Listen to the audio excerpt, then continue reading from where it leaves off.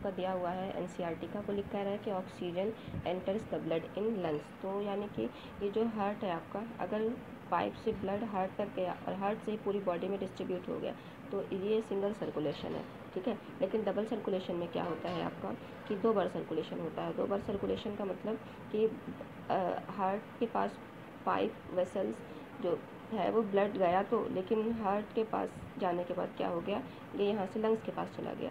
अब लंग्स के पास जाने के बाद फिर वापस आया, फिर पूरी बॉडी में डिस्ट्रीब्यूट हो रहा है, फिर बॉडी से यहाँ पे आ रहा है। तो इस तरह का सर्कुलेशन जो होता है उसको डबल सर्कुलेशन कहा जाता है, ठीक है। अगर हार्ट से लंग्स के पास जा रहा है ब्लड, ठीक है, ध्यान से सुनिएगा, अगर हार्ट से लंग्स के पास ब्लड जा रहा है तो ये जो पोर्शन है इसको पल्मोनरी सर्कुलेशन कहा जाता है। क्यों पल्मोनरी सर्कुलेशन कहा जाता है? क्योंकि लंग्स को एक और नाम होता है पल्मोनरी भी, ठीक है। अब पल्मोनरी सर्कुलेशन इसको हमने कह दिया।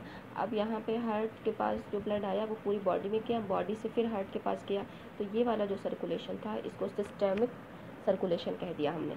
तो ये जो पल्मोनरी सर्कुलेशन है ये, और ये जो सिस्टेमिक सर्कुलेशन है ये दो सर्कुलेशन मिलकर ही तो डबल सर्कुलेटरी सिस्टम बना लेते हैं, ठीक है। तो जो लोअर ऑर्गेनिज्म है उनमें सिंगल सर्कुलेशन होता है, जिनमें हार्ट जो है वो ये अच्छे से डेवलप्ड नहीं होता है, ठीक है, यानी कि 2 चैम्बर है, 3 चैम्बर है, और जिसमें 4 चैम्बर हार्ट होते हैं वहाँ पे डबल सर्कुलेटरी सिस्टम होता है। तो ये जो डबल सर्कुलेटरी सिस्टम है ये 2 चीज़ से मिलकर बना हुआ है। एक तो हो गया आपका पल्मोनरी, एक हो गया आपका सिस्टेमिक। पल्मोनरी का मतलब क्या हो गया, हार्ट से ब्लड लंग्स के पास जाए, लंग्स से हार्ट के पास आए, तो ये पल्मोनरी हो गया। और हार्ट से ब्लड पूरे बॉडी में जाए, पूरे बॉडी से फिर हार्ट में जाए, तो ये आपका सिस्टेमिक सर्कुलेशन हो गया, ठीक है। तो ये वाला एनसीईआरटी का ये पॉइंट भी क्लियर हो गया।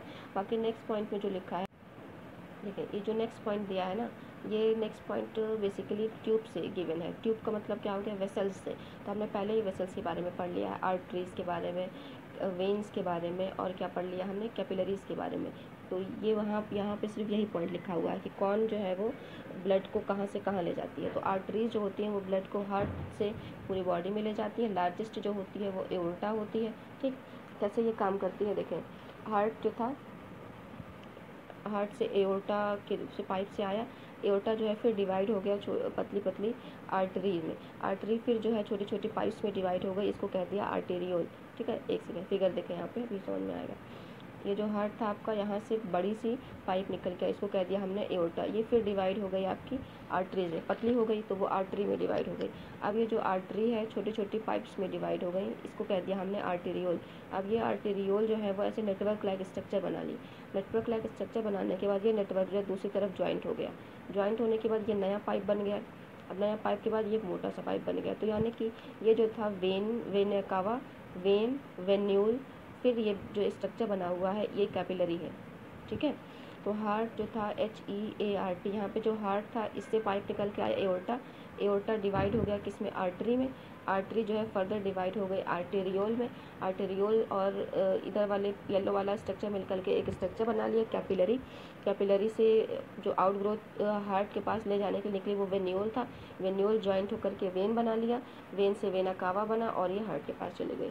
तो यहाँ पे ब्लड जो है वो ट्यूब्स, ब्लड वेसल जो है वो यहीं उसमें यही लिखा हुआ है, ठीक है। इसका मैं आपको फिगर दे दूँगी, so you can complete easily.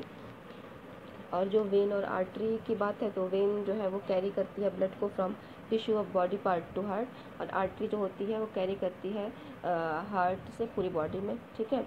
और ये जो है वेन जो है वो अपना हाथ देखें, और जो ग्रीनिश दिखाई दे रही, ब्लूइश दिखाई दे रही, वही वेन है, ये सुपर सीटेड होती है, मतलब ऊपर की तरफ होती है, क्लोज टू द स्किन। और ये जो आर्टरी होती है, ये रेडिश होती है, ये अंडर द स्किन होती है, नीचे की तरफ होती है, ठीक है।